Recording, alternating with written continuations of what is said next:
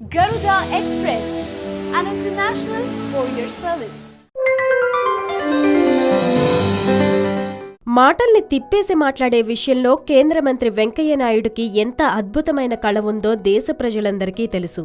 భాష ఏదైనా, సందర్భం ఎలాంటిదైనా విలక్షణమైన అంత్యప్రాసలతో మాట్లాడే ఆయన కేంద్రంలోని మోడీ సర్కారులోని కీలక భూమిక పోషిస్తున్న సంగతి తెలిసిందే. మోడీ దగ్గర ఇన్ఫ్లుయెన్స్ ఉన్న తెలుగోడు ఎవరైనా ఉన్నారంటే వెంకయ్య పేరే మొదట వినిపిస్తుంది.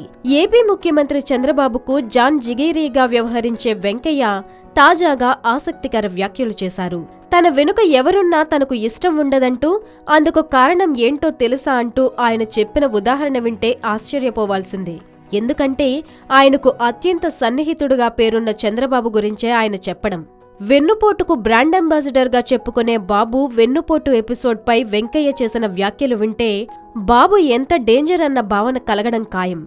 ఇంతకీ ఆయన అన్న మాటలేంటంటే 1984లో ఎన్టీఆర్కు వెనుకున్న వారే ఆయన్ను వెన్నుపోటు పొడిచారని, అప్పటి నుంచి తనకు అనుమానమేనని, అందుకే ఎవరైనా ముందే ఉండాలని, వెనుక ఉండకూడదని వ్యాఖ్యానించారు. ఎవరైనా సరే నా ముందు ఉంటే నేను ధైర్యంగా ఉండొచ్చన్న వెంకయ్య మాటలు విన్నప్పుడు గతం తాలూకు గుర్తులు కూడా పచ్చిగానే వెంకయ్య మనసులో ఉన్నట్లుగా అనిపించక మానదు. 5 ఏళ్లలో ఏపీకి కేంద్రం 3.25 లక్షల కోట్లు ఖర్చు చేసేందుకు ప్రణాళికలు సిద్ధం చేసినట్లుగా చెప్పారు.